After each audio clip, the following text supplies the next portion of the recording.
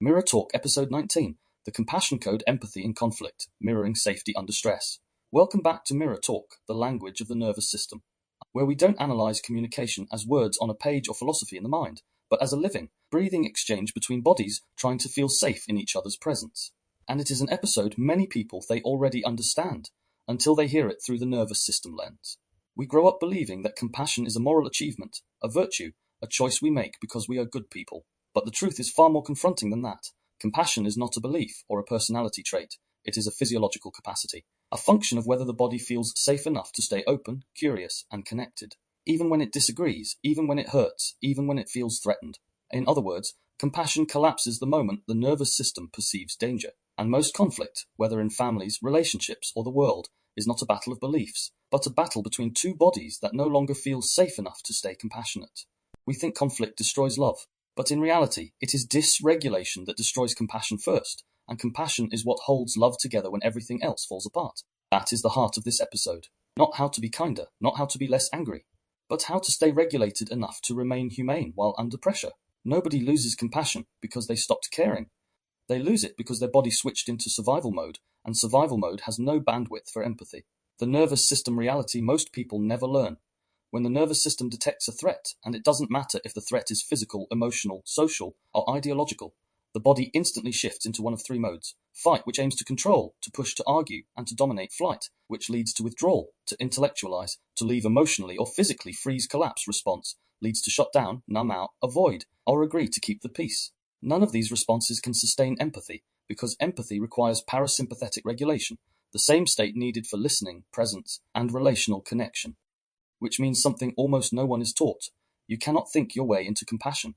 You can only regulate your way into it. Every conflict you've ever had, every argument you regret, every conversation you couldn't finish, every apology that never landed, every time you said, "I didn't mean it like that," every time someone told you you're not listening, every moment you shut down, lashed out, or disappeared was not a failure of intelligence, morality, values, character, or love. It was a state shift, a nervous system reaction long before a conscious decision.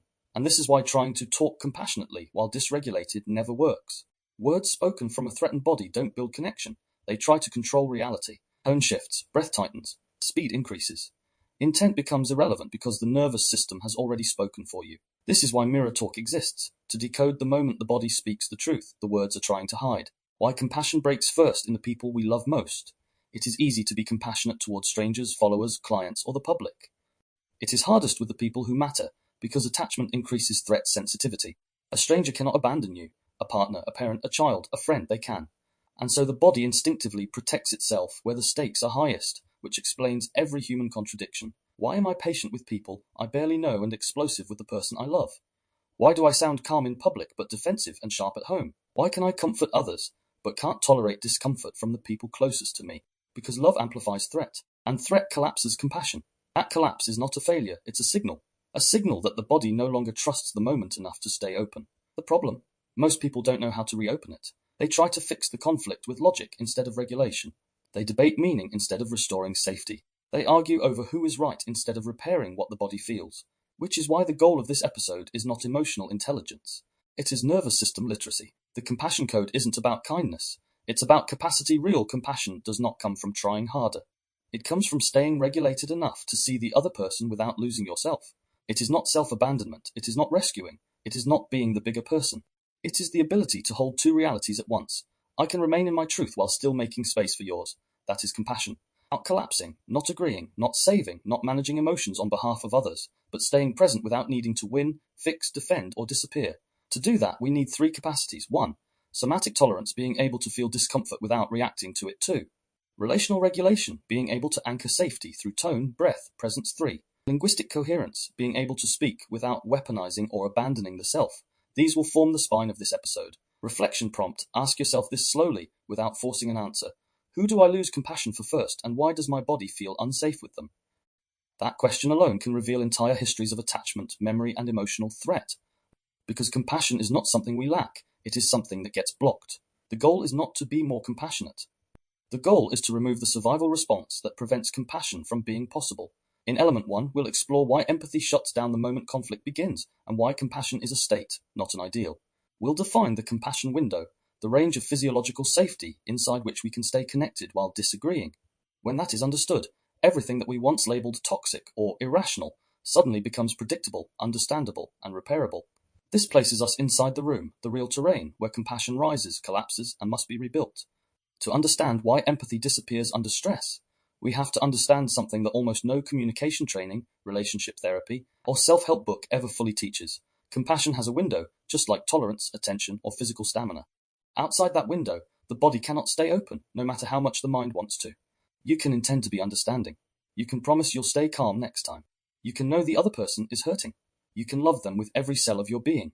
And still, the moment the nervous system perceives threat, compassion collapses into self-protection. Not because you're cruel, not because you're broken, not because you lack emotional maturity, but because the body will always prioritize survival over sensitivity. This single truth, once understood, rewrites how we see conflict, relationships, communication, and repair. The compassion window, where empathy lives, and where it dies, think of a window with 3 zones. Above the window, the sympathetic activation, fight-flight, speech speeds up, volume increases, logic fragments, tone sharpens, everything feels urgent. Compassion isn't turned off, it simply becomes impossible to access. Below the window leads to dorsal collapse, shutdown, numbness, disconnection, speech disappears, or becomes minimal and flat. Empathy doesn't vanish, it becomes inaccessible behind emotional frost. Inside the window, the ventral regulation, connection, curiosity, relational safety. Here, compassion becomes effortless because empathy is not a behavior, it's a state-dependent capacity. Most people don't lose compassion because they don't care.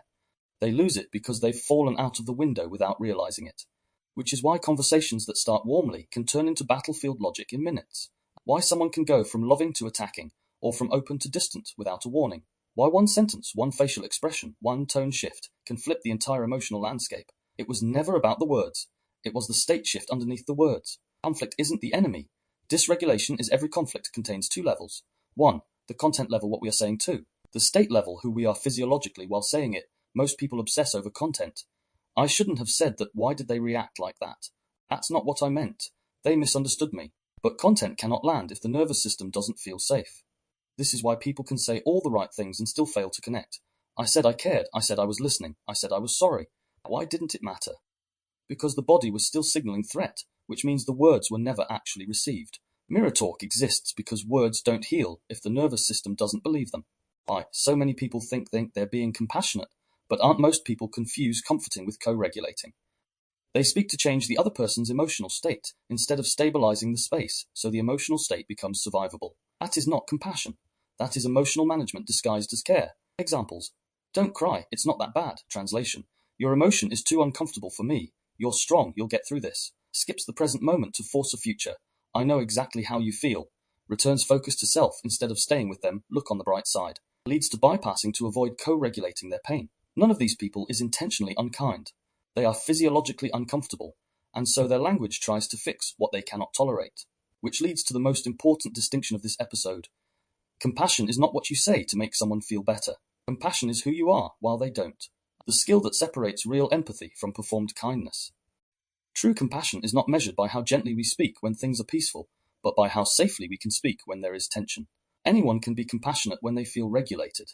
It takes nervous system mastery to remain compassionate while activated. That is what this episode aims to provide. Not how to react less, not how to say the right things, but how to stay inside the compassion window long enough for repair to be possible. Because once one person stays regulated, a new psychological law activates. A regulated nervous system upgrades the room. A dysregulated one takes it down. This is why the most powerful person in a conflict is never the loudest, but the one whose tone slows the field back into safety. The real work begins now in element 1.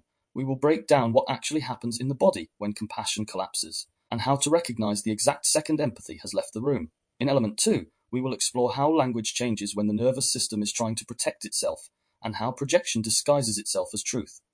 In element 3, we'll expose the trauma echo patterns behind failed compassion, the hidden survival roles that speak for us when we're triggered.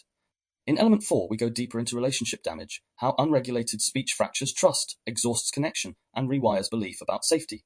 In element 5, we shift fully into practice, the embodied tools that keep the voice steady even when the heart is racing. And in element 6, we close with the core reminder of this episode. Compassion isn't what I feel, it's what I stay available for. Element 1. The physiology of compassion under pressure. Compassion is often treated like a moral setting, a switch that the good keep on and the cold turn off. In reality, compassion is a state-dependent capacity. It comes online only when the nervous system believes it is safe enough to stay open, curious, and connected in the presence of difference, distress, or disagreement. When safety fades, compassion doesn't choose to leave, it collapses under load. The body does not consult our values before it protects us. To understand why empathy so reliably vanishes during conflict, even between people who love one another, we need to look at the order of operations. First, there is sensation. Subtle shifts in heartbeat, breath, heat across the chest, tightness of the jaw, and narrowing of peripheral vision. Then there is meaning, the mind's attempt to account for what the body has already decided. We like to imagine it is the other way round, that our interpretations shape our physiology. Often the opposite is true. When a voice rises, a face hardens, or a phone notification lands with a certain tone, the autonomic nervous system recalibrates in milliseconds.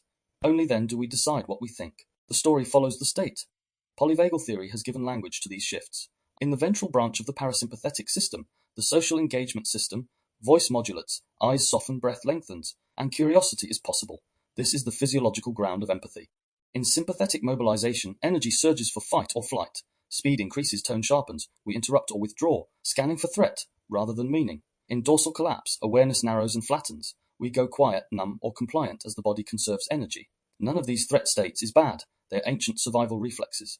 But they are incompatible with sustained compassion, because compassion requires bandwidth. When survival takes priority, bandwidth disappears. Consider a common scene. Two partners begin a conversation with good intentions. Within minutes, the tempo quickens, one begins to correct minor details, the other's eyes harden, shoulders lift, the body leans forward. From the outside, it looks like a disagreement about facts. Inside, something else has happened. The social engagement system dropped out, sympathetic energy flooded in, and both bodies oriented toward control rather than connection. From here, empathy has to fight upstream. In most cases, it doesn't. We say things we don't mean, defend points we don't fully believe, and then wonder why the words failed. They failed because the nervous system had already decided what mattered: safety. The same is true online, where signals of safety are compromised from the start. There is no prosody, no gaze, no micro-expressions to co-regulate. A sentence that might land as neutral in person can feel like an attack on a screen. The nervous system reads ambiguity as a threat. That's why threads escalate so quickly. The medium removes the primary regulators and leaves only content. Content without co-regulation is dry tinder. One spark of certainty and the field ignites. It helps to name the typical forms of compassion collapse, not as pathology, but as patterns you can feel arriving. The first is flooding. Emotion surges faster than the capacity to metabolize it. The mouth speeds up, the breath shortens, the need to be understood becomes urgent. In flooding, people mistake pressure for clarity. They talk more loudly or more quickly, hoping to force closeness by force of explanation. It rarely works. The second is armoring. Affect flattens, voice cools, distance grows. People believe they are staying calm, but the other experiences absence. Armoring protects the self by limiting contact. Empathy can't pass through sealed doors. The third is reversal. The charge turns inwards as self-attack. It's my fault. I always ruin everything. This looks like humility, but functions as protection. It removes the relational complexity by collapsing onto shame. The fourth is displacement. The system ejects tension as blame and precision-targeted criticism. The critic feels sharp because the body is trying to offload unbearable energy. It's not logic, it's physiology in search of relief. All four patterns are attempts to return to safety without asking for it directly. Flooding demands, armoring withdraws, reversal self-punishes, displacement prosecutes. None of them regulates. In practice, they provoke complementary states in the other person. Flooding in one evokes armoring in the other. Displacement evokes reversal. Armoring evokes flooding. This is how dysregulation entrains a room. Two bodies begin to mirror survival strategies back and forth until compassion is not just unavailable. It feels naive, a luxury neither can afford. Notice how often people try to solve this with thought. They reach for the right phrase, the perfect argument, the clinching fact. But when the social engagement system is offline, the auditory cortex is already filtering for threat. Neutral words are heard as barbs, gentle corrections land as contempt. The more you try to be reasonable, the more unreasonable the exchange becomes, because the body is not trying to learn, it is trying to win or to disappear. This is why in mirror talk the prescription is counterintuitive. When tension rises, change your state before you change your words. Low breath, lower volume, lengthen syllables. Unclench the jaw, reopen the gaze. The mind follows the mouth follows the body. There is a subtlety here worth naming. People sometimes interpret this as regulate first, then return to the topic later. That can be helpful, but it misses an important skill: regulating while remaining in contact. Leaving every time fear arrives can train avoidance. Staying in while inflaming trains conflict. The middle path is staying present in slower time, keeping the channel open while lowering the charge. In practice, that sounds like, I want to stay with this, and I need to slow down so I can hear you. Or give me 10 seconds to breathe, I'm with you. These are not politeness formulas. They are instructions to the nervous system, spoken aloud for two. Compassion also depends on attribution. Under stress, the brain defaults to hostile attribution bias, assuming ill intent behind ambiguous cues. A delayed reply becomes rejection. A lowered gaze becomes disrespect. A correction becomes contempt. The higher the arousal, the narrower the meaning. This is where NSL and MLH become essential. NSL, nervous system language, reminds us that tone and pacing are the message under stress. Content cannot override them. MLH, mirror linguistic hypothesis, adds that the meaning we think we're sending is less important than the state we're reflecting. In conflict, our words are not simply statements. They are mirrors of our internal safety. If we want empathy to be possible, we must show the other person a face that invites it. Another unspoken part of compassion is breath. Short breath collapses perspective. Long breath restores it. You can hear this truth. A rushed sentence betrays urgency. An exhale inside a sentence makes space for the other person to exist. When you hear someone take a long soft breath and then speak more slowly, you feel met rather than managed. The same content delivered on a different breath is a different message. This is why some apologies land and others inflame. I'm sorry, spoken with a tight throat and clipped pacing, communicates appeasement or defense. I'm sorry, spoken with weight in the chest and a gentle, unforced cadence, communicates ownership without collapse. The difference is respiratory, not rhetorical. It is tempting to think of compassion as a feeling toward the other, but in practice it begins as a stance within oneself. Can I keep my own experience company long enough to avoid outsourcing it? Flooding outsources by insisting that the other party repair my panic. Armoring outsources by insisting the other earn access. Reversal outsources by demanding that the other rescue me from shame. Displacement outsources by demanding that the other hold my anger. Compassion starts by refusing those bargains. It says, I can carry my state while I listen to yours. That is not self-sacrifice. It is self-containment in the service of connection. Consider the role of memory. Many arguments are not between two present adults. They are between two bodies carrying older scenes. The partner's sigh is your father's disapproval. The colleague's question is your teacher's humiliation. The child's refusal is your own childhood powerlessness. When those scenes are activated, the nervous system cannot distinguish then from now. Empathy shrinks because you are no longer with a person. You are with a proxy. One practical aim of this work is to restore time, to label internally old scene arriving, so you can respond to the person instead of the ghost. Compassion expands when we relocate ourselves in the present. Fatigue also matters. Compassion requires energy. When sleep is thin, nutrition irregular, or life load high, the threshold for threat drops. The same comment that you could meet with humor at 10 a.m. lands like contempt at 10 p.m. Many couples don't have a communication problem so much as a circadian problem. They argue at the worst possible point in the day, and then diagnose their relationship from that sample. A quiet discipline of choosing better windows can look unromantic. It is in fact merciful. Social context amplifies or softens all of this. In groups, norm signaling replaces nuance. If the tribe frames compassion as softness, individuals will armor to belong. If the tribe frames compassion as moral theatre, individuals will perform sympathy while privately abandoning it. Online, anonymity and speed reward dysregulation. The platforms are built to keep bodies out of ventral safety. Recognizing this doesn't absolve responsibility, but it explains why empathy collapses faster there. The design raises arousal while removing regulators. Antidote is not ideology, it is pace.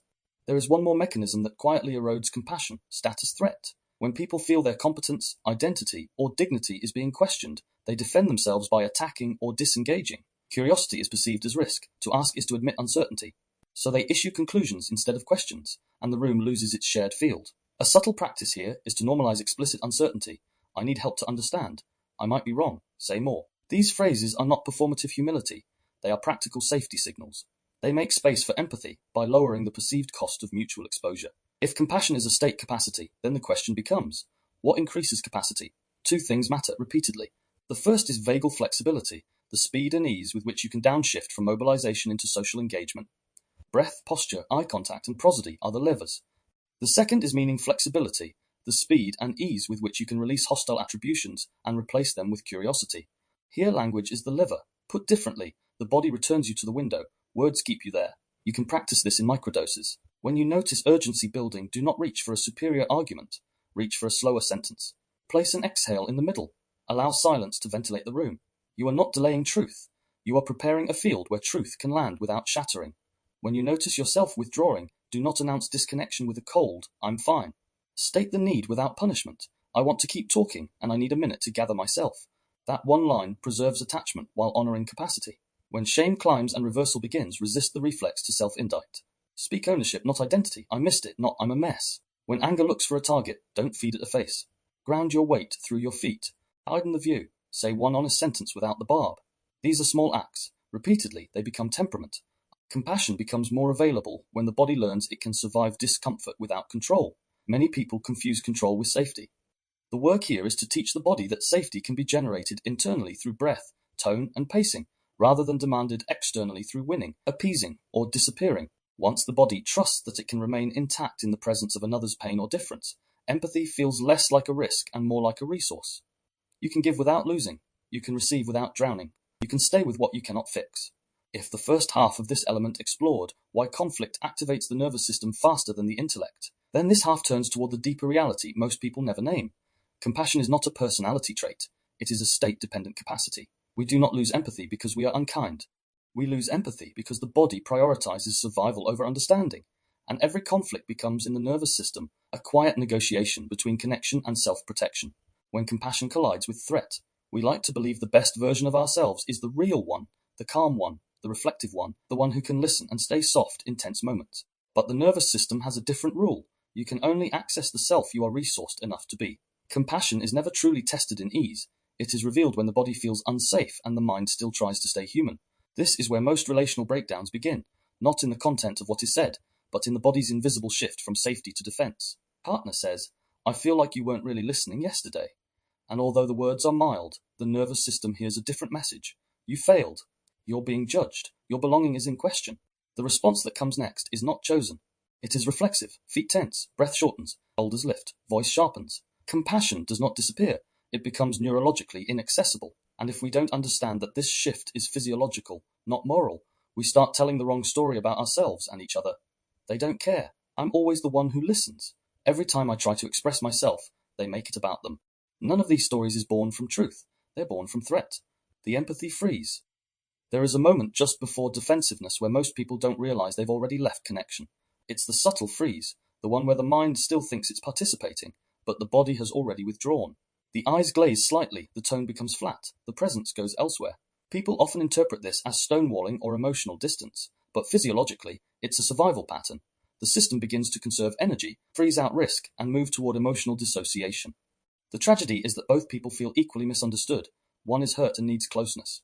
The other is shut down and needs space to recover capacity. But without nervous system language, both think the other is choosing the reaction instead of being overtaken by it.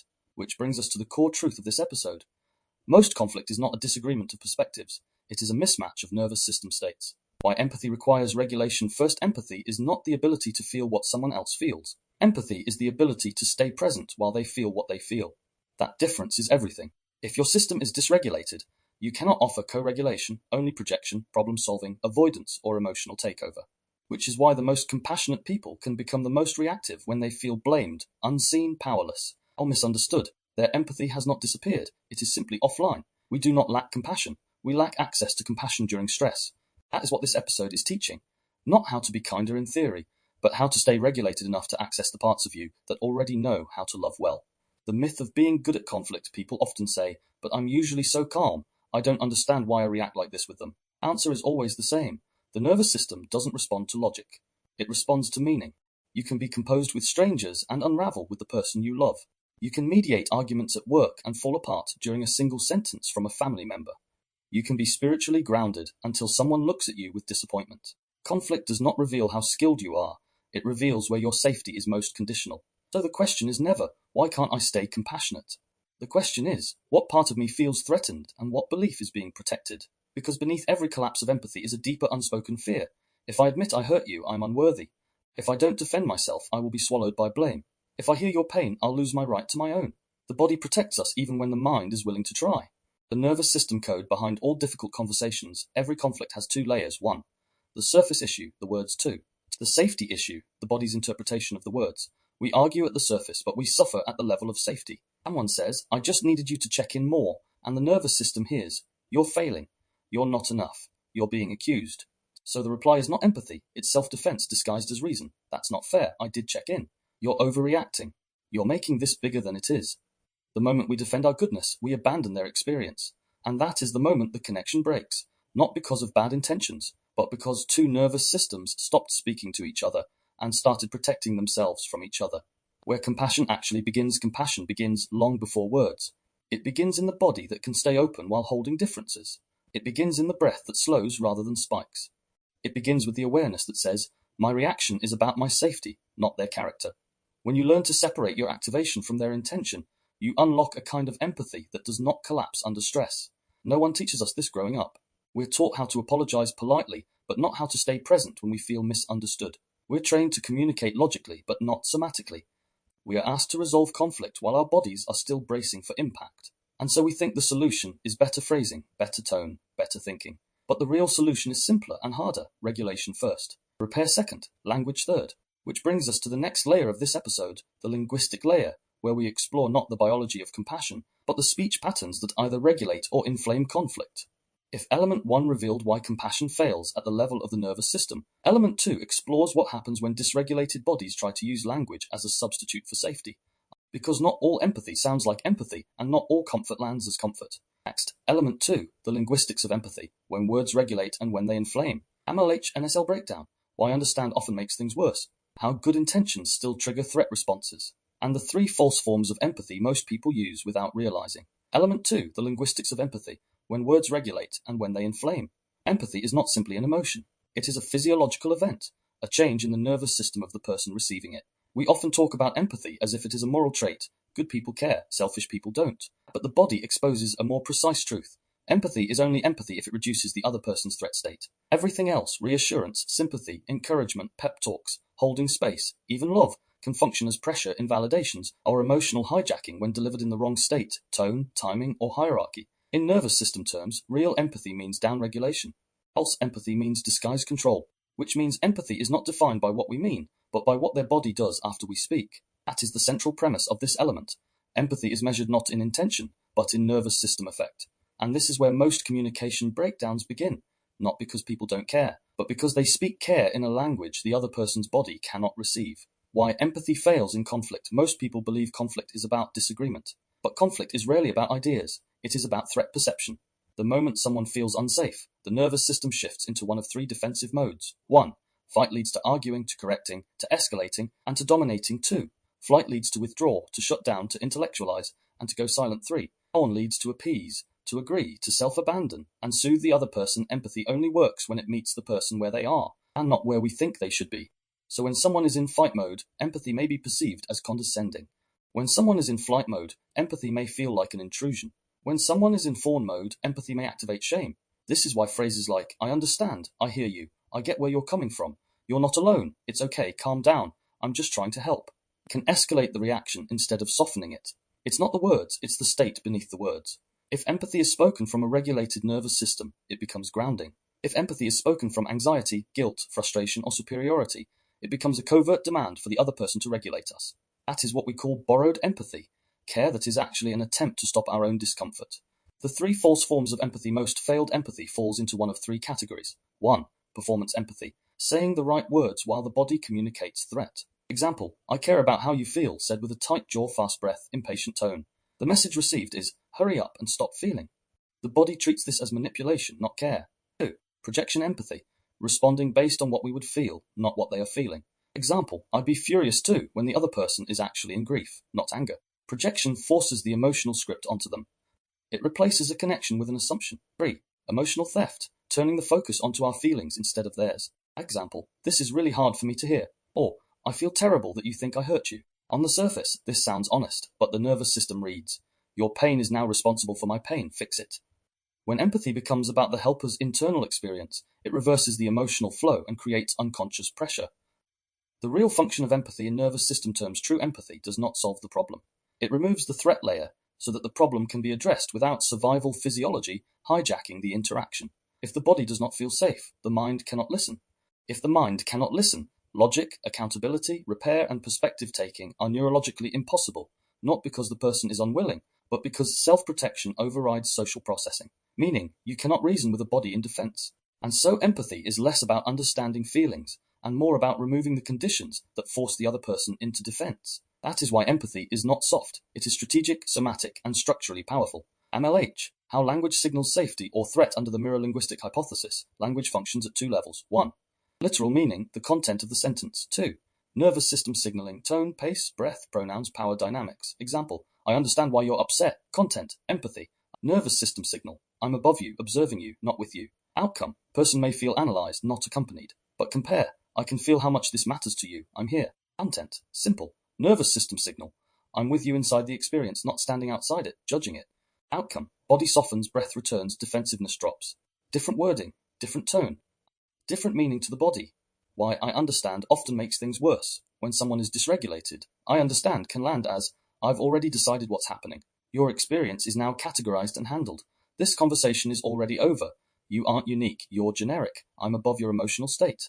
Even if we do understand, saying it too early removes the person's agency over their own reality. Empathy is not about being correct or right. It is about leaving the other person's dignity intact. This is why the most regulating empathy does not claim understanding. It offers presence. I don't want to rush your experience. I want to hear it. I'm not going anywhere. Take your time. I can feel how much this is affecting you. I'm listening. Empathy is not the naming of the emotion. It is the permission for the emotion to exist without threat. An SL. Tone reveals the truth. The words are hiding. The nervous system language model teaches that tone and tempo communicate more than meaning. A soft sentence delivered with a sharp edge is received as a threat. A short sentence delivered with breath can regulate more than 200 words of analysis. The nervous system listens for rate of speech, volume variability, breath pattern, inflection, eye contact softness, pacing of response, meaning. Someone can say, I'm here for you, and the body hears, you're exhausting me, please stop. Or someone can say, I don't know what to say yet, but I'm with you, and the body hears, I'm not abandoning you. The truth of empathy is not semantic, it is somatic. Afflection prompt. When I say something comforting, is it really for them, or is it to lower my own discomfort in the presence of their emotion? True empathy demands that we examine our motives before we speak. If the goal is to fix, speed up, calm down, make sense, or restore harmony faster, then the body of the other person will read the language as control, not care. If empathy is a nervous system event rather than a moral performance, then the real question becomes, what happens in the body of the person receiving the words? Not, did I say the right thing? Not, did I mean well? Not, did I validate their feelings? But what did their shoulders do? What happened to their breath? Did their eyes soften or go vacant? Did their voice rise, drop, or go silent?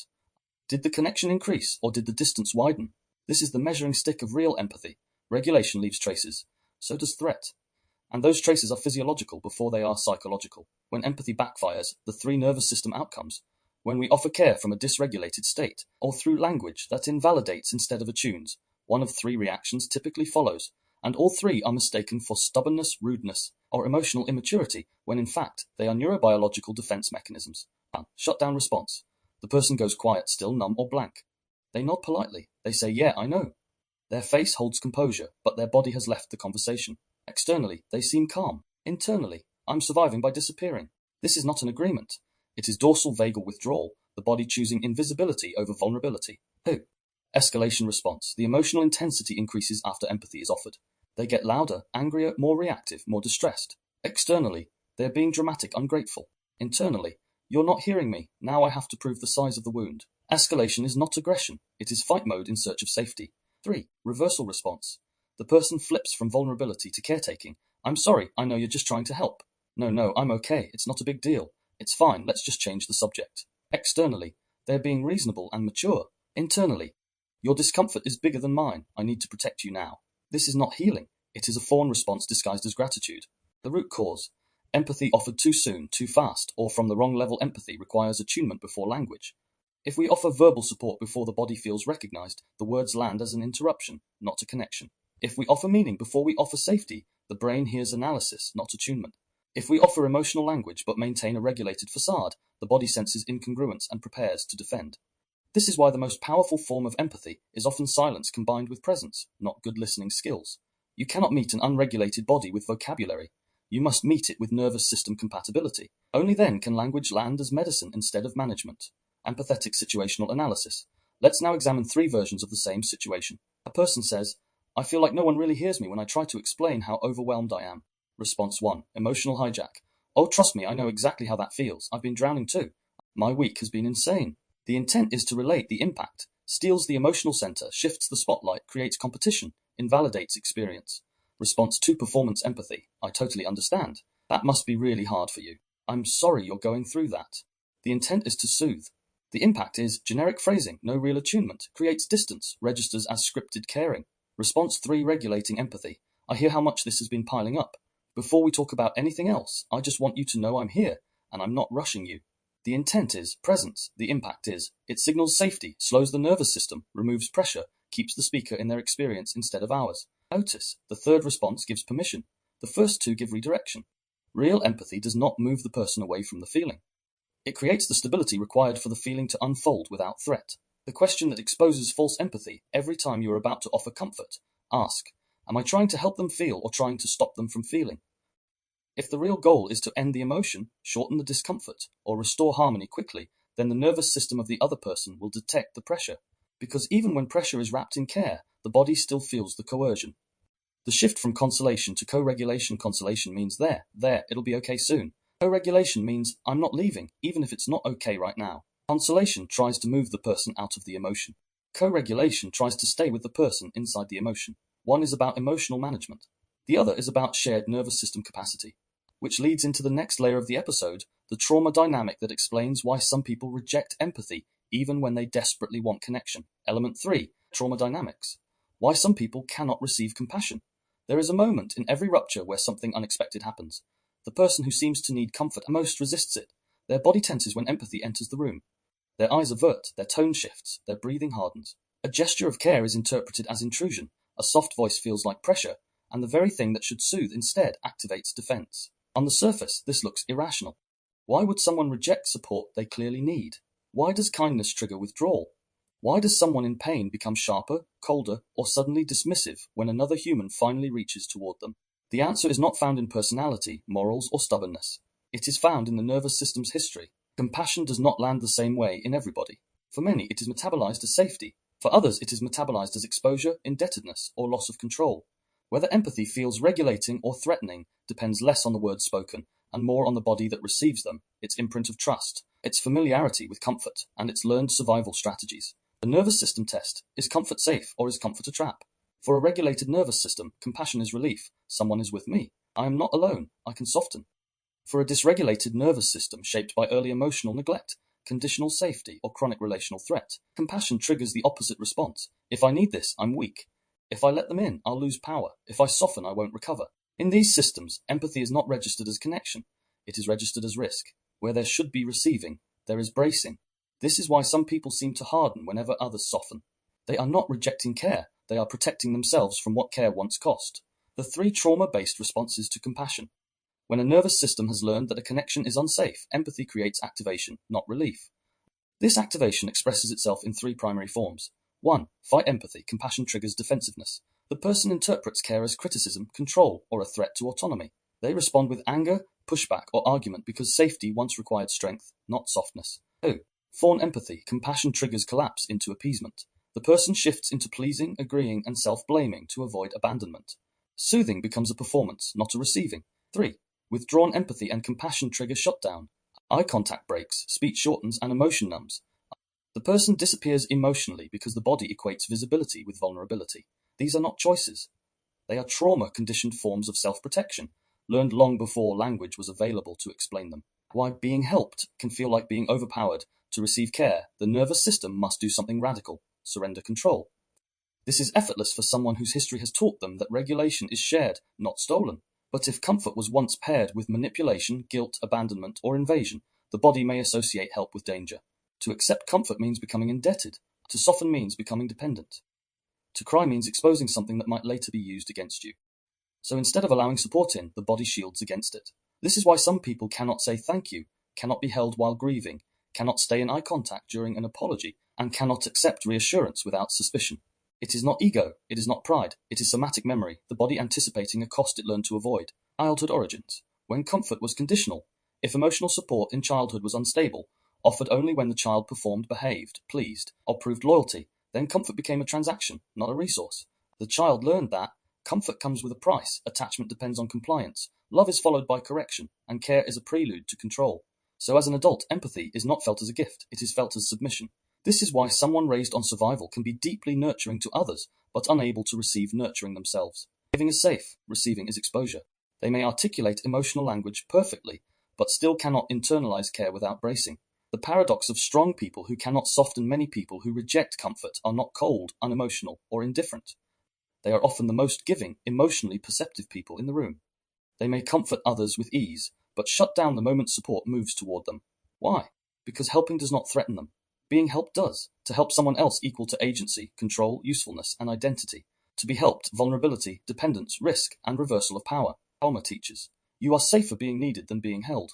Why empathy often triggers anger instead of relief. When someone is dysregulated, empathy can feel like pressure to open before ready, pressure to be emotionally visible, pressure to receive instead of manage, pressure to soften in a body that only trusts tension.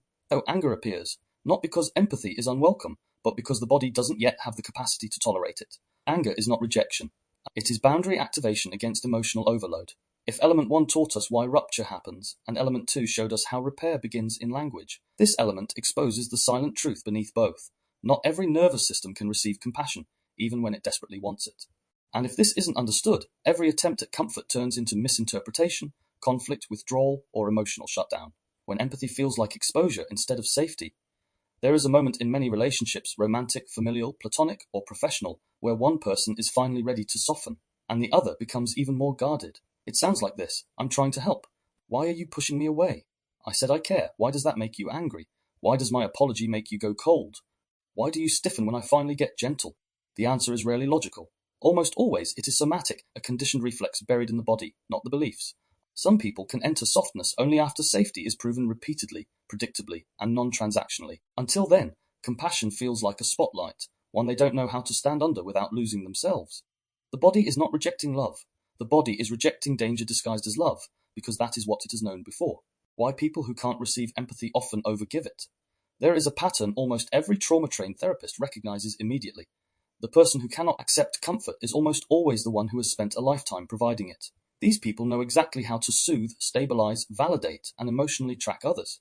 But when emotional support moves toward them, a switch flips. They deflect with humor, they intellectualize their pain, they minimize the wound. Others have it worse, I'll be fine. Or they immediately shift into caretaking the person trying to help. This is not selflessness. This is survival through role reversal. Being the comforter provides identity, control, and emotional safety. Being comforted requires trust, visibility, and a level of vulnerability they were never allowed to inhabit. So they stay in the one position they know how to occupy, the strong one, the grounded one, the one who needs nothing. But inside, the cost is enormous, a connection that never lands, love that never reaches the body, grief that never releases. The switch reflex, how the comforted becomes the comforter. You've seen this play out. Someone finally opens up, they cry, admit they're struggling, say they feel alone, and the moment you begin to support them, they flip roles. No, I'm okay. Actually, how are you doing? I shouldn't be burdening you with this. Forget it, I'll deal with it. You're being so kind, I'm not good at this, let's just talk about something else. That moment, the sudden reversal, is the nervous system aborting vulnerability. It is the psyche saying, if I stay receiving, I become dependent. If I become dependent, I can be hurt. Switch positions. Fast. It is not a lack of gratitude. It is an anti-collapse instinct.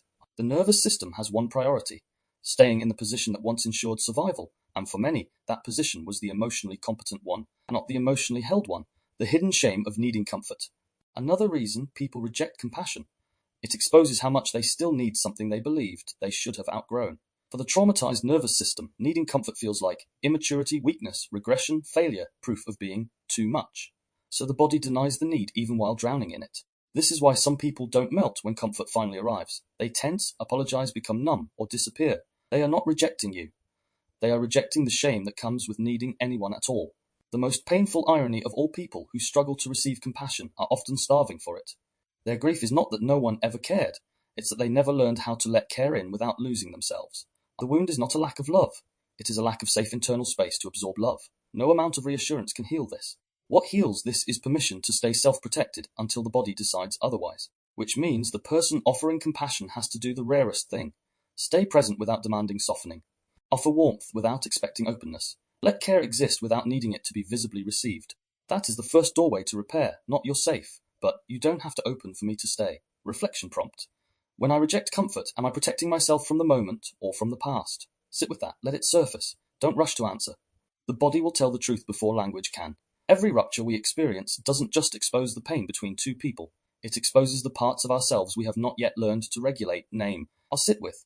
This is why some people cannot receive empathy without feeling invaded, and why others offer empathy only as a form of emotional self-protection. The body hears compassion as safety only when the nervous system has enough internal room to let it land. Otherwise, even kindness feels like a spotlight on a wound we don't want to see.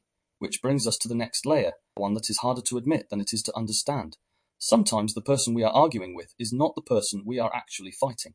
Conflict does not just reveal the other person's behavior. It reveals the places within us that are still unhealed, unintegrated, or disowned.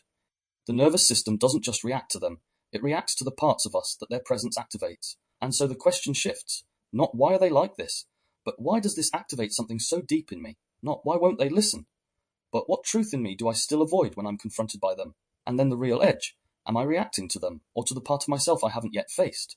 That is the mirror effect of conflict, and it is where we go next. Element 4, psychological insight.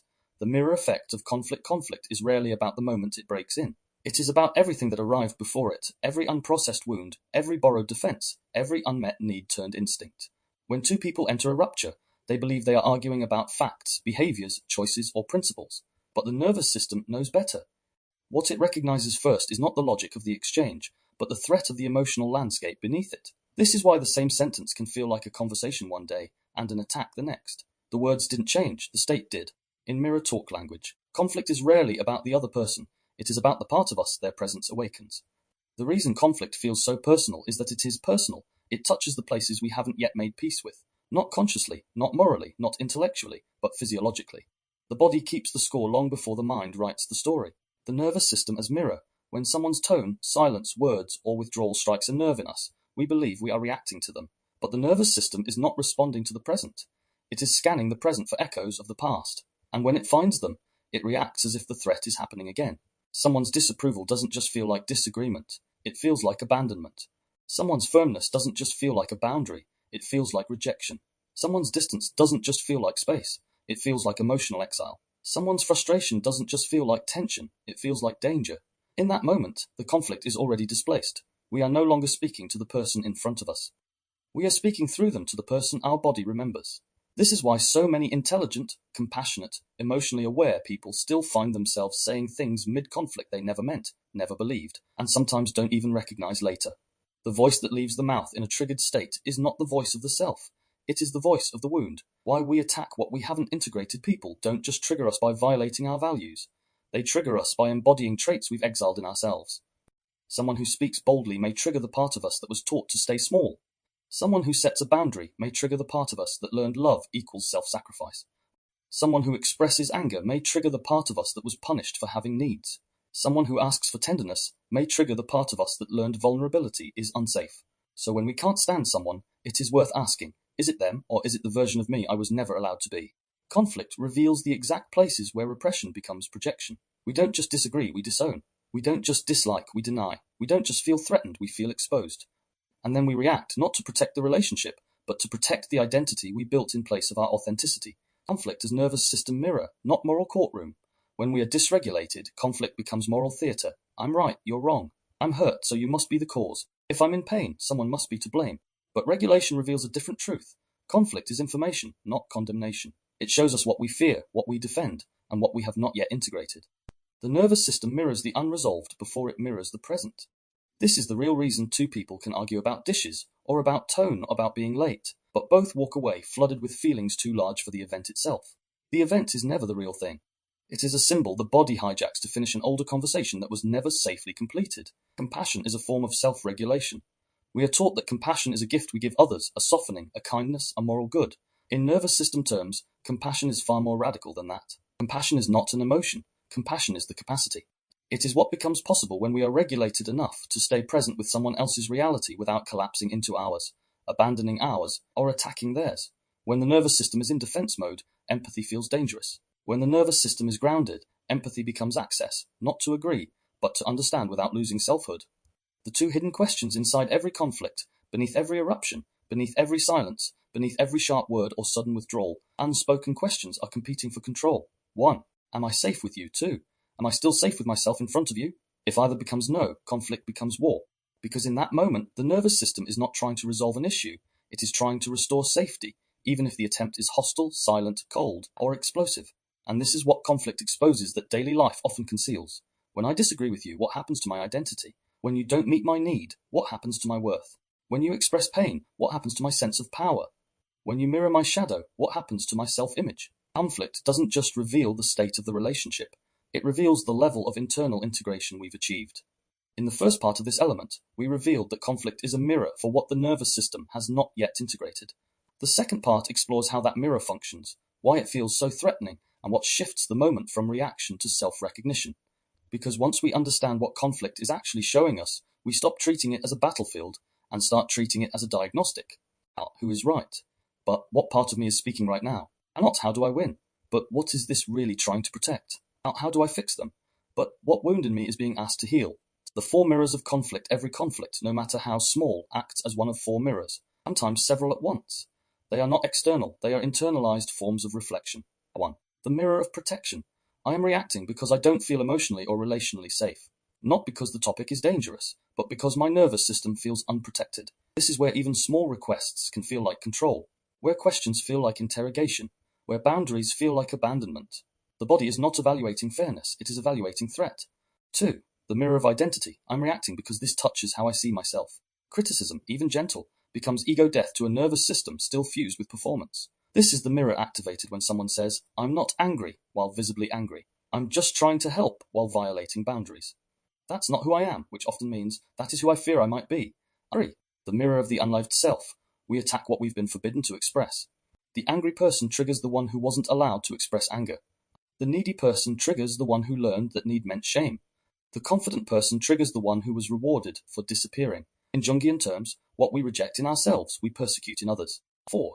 The mirror of the unhealed memory. Not every conflict is about the present. Many are emotional time travel.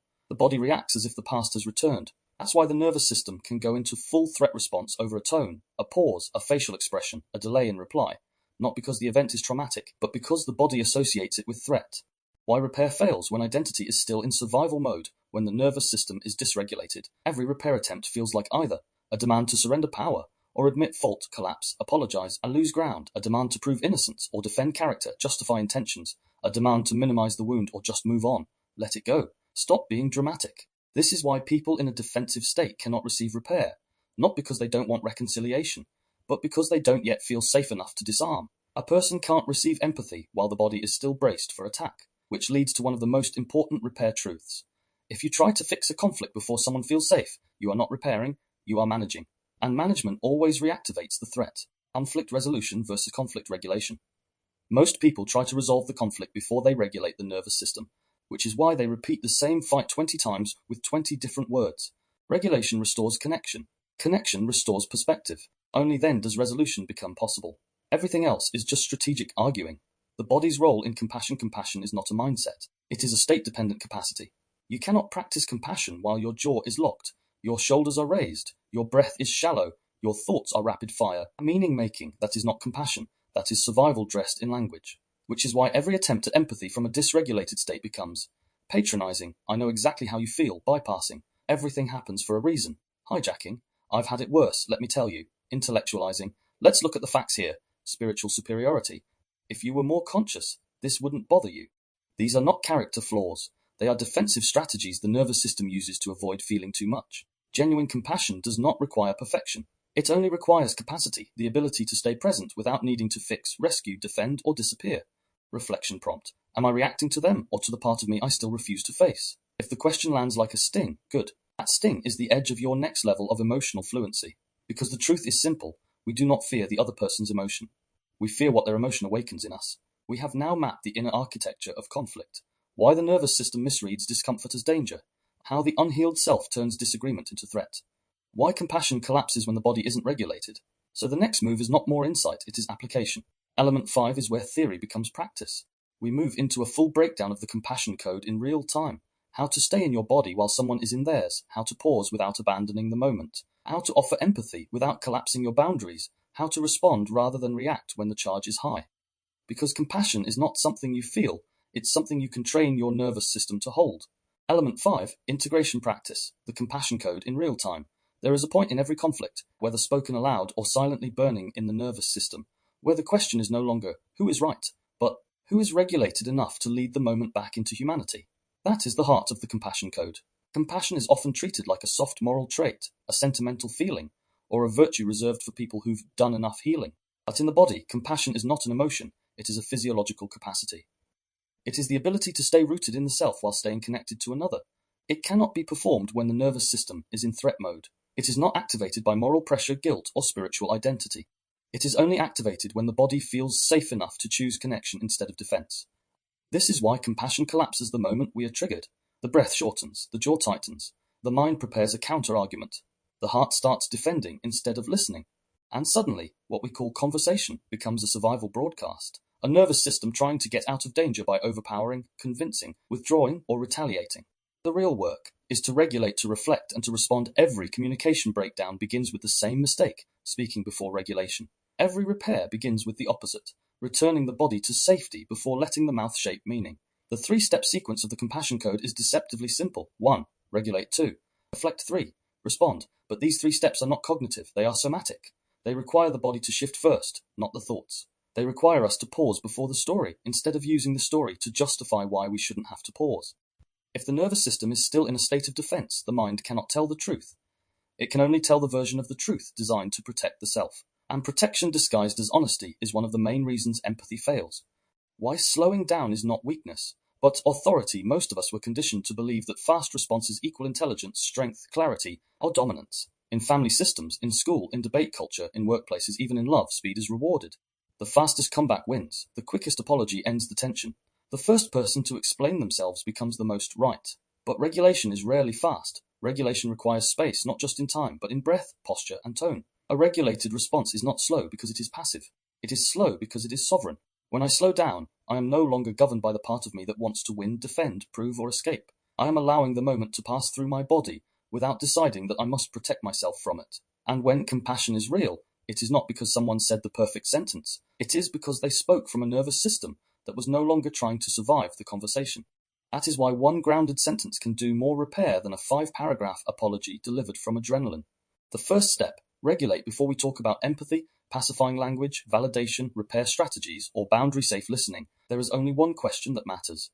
Has my body actually returned to safety, or am I trying to sound safe while still bracing for impact? Regulation is not the same as calming down. Calming down is suppression. Regulation is re-entering the body. If someone says, "I'm fine, I'm calm, I'm over it," but their tone is clipped, their shoulders are rigid, their breath hasn't dropped below the chest, and their eyes are scanning for threat, the body is still in defense, even if the vocabulary has switched to diplomacy. And this is where so many relationships break. People speak the language of peace from a nervous system still preparing for war. Real regulation does not sound like self-control. It feels like presence. It feels like, I can hear you without rehearsing my response. I can feel my breath in my body again. I am not trying to perform understanding. I am actually available to understand. I am not trying to win or shrink. I am not speaking from the version of me that fears disappearing or being wrong. In other words, I have returned to myself, so now I can return to you. Personal reflection. There was a point in my own healing work when I realized something uncomfortable. I wasn't reacting to people. I was reacting to what their words activated in me. I thought I was arguing with them, but I was actually arguing with a lifetime of stored meaning, prior wounds, unprocessed humiliation, or moments where I didn't have the power to respond. What I called being triggered by someone was often just my nervous system giving me a backlog of undigested moments to finally feel. Before that awareness, I believed that if I just explained myself clearly enough, the other person would feel what I felt. I thought emotional resonance came from verbal accuracy. I thought being understood was a linguistic achievement. But the more I paid attention to my body, the more I saw the truth. People don't feel your words. They feel the state you spoke them from. The day I stopped trying to win the moment and started regulating myself before speaking, the tone of my entire life changed. The relationship didn't always change immediately, but my internal power did. I no longer had to wait for someone else to make space for me before I could be who I wanted to be in the moment. That shift from reactive truth to regulated truth is what turns conflict into connection. The shift from emotional reflex to intentional presence. There is always a gap between what we feel and what we say. In dysregulation, that gap collapses and the feeling becomes the speech. In regulation, the gap becomes a moment of choice. That gap is compassion. Not compassion as being nice or letting people off the hook or being the bigger person, but compassion as holding on to my humanity long enough to offer you space to keep yours. When I don't regulate first, I'm not speaking as my whole self. I'm speaking as my wound. When I regulate, I'm speaking as the part of me that can include the wound without becoming it. That is why the first step in the compassion code is always internal. Otherwise, the empathy is just disguised self-protection. If regulation is the doorway into compassion, reflection is the room where we decide what kind of presence we are about to offer. Most people never make it past the doorway. They are calm just enough to speak, but not enough to see. And so the speech that follows is not really communication, but a disguised attempt at control, reassurance, correction, or self-protection. Compassion without reflection becomes performance. Reflection is what stops us from turning empathy into a strategy to get emotional relief from the other person. Step 2. Reflection is not overthinking. It is decoding the nervous system before the mouth forms meaning. It is the moment where the internal question shifts from, What do I need them to understand to? What state am I speaking from, and what state am I about to activate in them? That single shift is what separates real compassion from emotional ego. Because compassion is not just what I say, it is what my words do to the other person's nervous system. A regulated mind can ask that question honestly. A dysregulated mind cannot. It is still looking for safety, not truth. Most people think reflection is moral, but it's biological. When the body is no longer fighting for survival, the brain can afford to care about impact instead of defense. This is where the emotional maturity gap shows itself. Immature empathy asks, why won't they hear me? Mature empathy asks, what part of them shuts down if I speak from urgency, tension, or righteousness? The more self-aware we become, the more we realize that we don't speak into a neutral void. Every word lands in a nervous system with its own history, its own threat signals, its own unhealed stories. To speak compassionately means to speak with that reality in mind, not just with our truth in mind. The hardest truth of all, compassion is not about agreeing with someone, it's about not abandoning yourself while staying in connection with them. Most people assume compassion means collapsing boundaries, softening opinions, or invalidating your own pain so the other person doesn't feel judged. That isn't compassion. That is self-abandonment disguised as emotional generosity. Real compassion says, I can remain regulated while holding a truth that might activate yours. That is a skill, not a personality trait. The compassion code is not about being nice. It is about being so internally anchored that you don't need the other person to match you emotionally before you can speak with clarity. And that, paradoxically, is what makes compassion magnetic. People trust what does not demand a matching emotional state. Step 3. Respond. A regulated response does not mean you speak quietly, slowly, or without intensity. A regulated response means you speak without needing to discharge your internal tension into the other person's body. That is the entire difference. Two people can say the same sentence. One sends safety into the room, the other sends a silent threat. Tone, breath, pacing, eye focus, and facial microtension. The nervous system reads these long before it reads grammar. A regulated sentence sounds like ownership. A dysregulated sentence sounds like an emotional strategy. Ampar, im listening, okay? Just tell me what you want, versus I want to understand. I'm not rushing you. I'm here. Both technically offer space, but only one feels like safety. People don't shut down because of disagreement. They shut down because they can feel the pressure beneath the words. A regulated response removes the pressure, not by removing truth, but by removing urgency. Why microscripts matter. There are moments in conflict where the right sentence is not poetic, long, or emotionally profound. It is simply regulated enough not to escalate the threat. Some examples. I'm still figuring out how I feel. I don't want to speak from tension, so I need a moment. I want to understand you more than I want to defend myself right now. I'm here. I'm not shutting down. I'm just regulating so I can answer you clearly. I hear the emotion before I understand the words. Can you help me slow this down? I'm not against you. I'm just activated, and I don't want that to lead the conversation. Sentences like these do not fix anything. They buy space for safety to return. Sometimes that is the only thing needed for the entire conflict to shift. And in that space, people remember, oh, we're not enemies. We're just dysregulated animals trying to love each other while our bodies are bracing for threat. Personal reflection. There were times in my life when I thought the most honest thing I could do was speak immediately, with intensity, with rawness, with whatever emotion was pulsing through me in the moment. I thought that made me authentic. I thought pausing was a form of emotional censorship, that if I didn't speak when the wound was loud, the truth would be lost. What I didn't realize was that there is a difference between speaking truthfully and speaking from the wound. One honors the moment. The other repeats the moment that made me feel powerless in the first place. I began to see that most of the time I needed to speak urgently, it was because I was trying to outrun a feeling, not speak it, escape it. And so I practiced the pause, not as silence, not as distance, not as withdrawal, but as a nervous system reset. I would feel my breath, feel the chair beneath me, loosen my hands, and wait until my voice belonged fully to me again. And every time I did that, a strange thing happened. My compassion increased, not because I became morally nicer, but because I wasn't speaking from fear anymore. It wasn't that I suddenly understood the other person perfectly. It was that I was no longer speaking for the sake of protecting myself from relational threat. And that is when empathy became a generated state, not a mood. Practice. I slow my breath before I shape my words. This is the core ritual of the compassion code. I think before I speak, not I choose the right words, not I try to sound calm, but my breath becomes mine again before my voice does. Because if the breath is not regulated, the speech will be in service of regulation, not in service of connection. Regulated breath lowers vocal tension, widens the field of perception, stops the urge to interrupt, fix, defend, or control, sends safety signals to the other person's subconscious, and returns authority to the speaker instead of urgency. In trauma-patterned communication, the body tries to force the conversation to relieve inattention. In healed communication, the body regulates the inattention before the conversation. Why this matters more than kindness or perfect communication skills. Anyone can say kind words while still transmitting a threat. Anyone can apologize while still policing or shaming the other person. Anyone can pretend to empathize while secretly waiting for the conversation to end. But a regulated nervous system cannot fake a connection.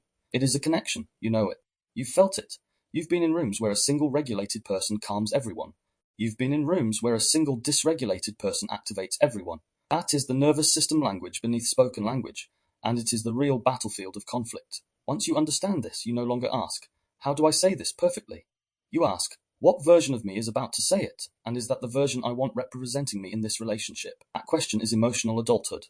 This leads us into element 6, the closing whisper, the kind of compassion that doesn't cost you yourself. Compassion is often taught as softness, selflessness, or emotional caretaking, but mature compassion is something very different. It is not the art of carrying another person's pain.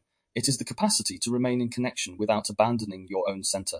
The final layer of this episode is not about learning to comfort others better. It is about learning to stay whole, while doing it. Compassion that requires self-erasure is just a subtle form of self-harm. That is why so many kind people feel secretly resentful. That is why so many empaths feel continually drained. That is why so many emotionally available people slowly lose their sense of identity while trying to be a safe harbor for everyone else. Compassion becomes wounding when it asks us to leave ourselves to stay connected to someone else. Compassion becomes wisdom when it lets us stay rooted in our own body while staying open to another's. This is where most of us were never trained. We learned how to please, fix, soothe, reassure, rescue, placate, or absorb. We did not learn how to stay regulated, connected, and sovereign at the same time. So this closing element is not about being better for others. It is about no longer needing to disappear to be good. The final distinction, compassion versus compliance. A dysregulated body thinks, if they are upset, I must adjust myself to fix it. A regulated body knows, I can stay with them without replacing myself with them. Once that truth lands, relationships change. You no longer apologize just to calm the room. You no longer over-explain to prevent being misunderstood. You no longer offer empathy as a way to avoid conflict. You no longer abandon your truth just to keep the peace. You realize peace built on self-erasure is just a slow death of self-respect. And there is nothing compassionate about that. The paradox of mature compassion. We think people trust us because we give them comfort. But people actually trust us when we stay regulated in the presence of their discomfort. The more anchored we are, the safer they feel returning to themselves. That is the paradox. The less we try to rescue someone, the more room they have to recover. The less we try to manage their feelings, the more they trust us with them. The less we panic at the sight of their pain, the less dangerous the pain feels to them. A person does not feel safe because we agree with them. They feel safe because our presence does not require them to shrink, defend, or betray themselves. That is what compassion actually is. A nervous system with room for two people, not just one. Personal reflection. There was a time when I thought compassion meant being endlessly available. The emotional equivalent of leaving my house unlocked, lights on and door open, so no one ever felt uninvited. But over time, I realized something important. Every time I gave empathy without limits, I was teaching people that my emotional capacity was theirs to use. And every time I offered understanding while abandoning my boundaries, I wasn't being good. I was teaching others that my needs were optional and theirs were permanent. Nothing about that was compassionate. It was just the afterglow of being rewarded in childhood for disappearing. The turning point wasn't when I learned to say no, but when I finally understood why I had never said it before. The moment I stopped offering empathy as currency for approval, something shifted. My compassion stopped being a performance and became rooted in choice. And that is when it stopped draining me. Because compassion from choice is renewable. Compassion from obligation is exhaustion. The final anchor. You do not have to collapse to care. The real skill is not feeling compassion. Most people already feel more than enough. The real skill is offering compassion without losing shape. A nervous system that stays regulated does not need to fix to feel safe. A regulated nervous system does not need to be right to feel respected. It does not need to merge to feel loved. It does not need to rescue to stay connected. That is the freedom we are building across this mirror talk arc, not comfort. Not perfect communication, but self-possession in the presence of emotional intensity. Because if your only tools for empathy are sacrifice, emotional fusion, or silence, you don't have compassion, you have conditioning. And conditioning collapses under pressure. But compassion rooted in self-regulation expands under pressure. It breathes, it stays, it listens, and it does not shapeshift to be loved. That is the kind of compassion that survives the argument, the rupture, the tension, the truth. Affirmation for integration. I can stay regulated even if we aren't in agreement. Compassion does not require me to abandon myself. My presence is enough. I do not need to rescue to be worthy. Repeat until the body believes what the mind already knows. Imagine two lamps in the same dark room. One turns itself off to make the other shine brighter. That is what we learn as kindness. The other keeps its light, and in doing so, makes the room brighter for both. That is what compassion actually is. Not a sacrifice of light, a sharing of it. In the next episode, we shift from general relational compassion to the intimate nervous system dance of romantic connection. Episode 20, Lexicons in Love, Romantic Language, and Nervous System Attachment. How attraction, conflict, longing, withdrawal, seduction, and security are all forms of linguistic nervous system exchange. Language becomes both the mirror and the test of attachment style. Where I love you is not a sentence but a state of regulation. Until then, may your breath stay yours, may your truth stay in your mouth long enough to be shaped with care, and may every offering of compassion come from a body that did not have to disappear to give it. You are not here to be emotionally devoured. You are here to stay whole and still be present. Thank you for listening today. You've been listening to Mirror Talk, the language of the nervous system. I'm James Miller.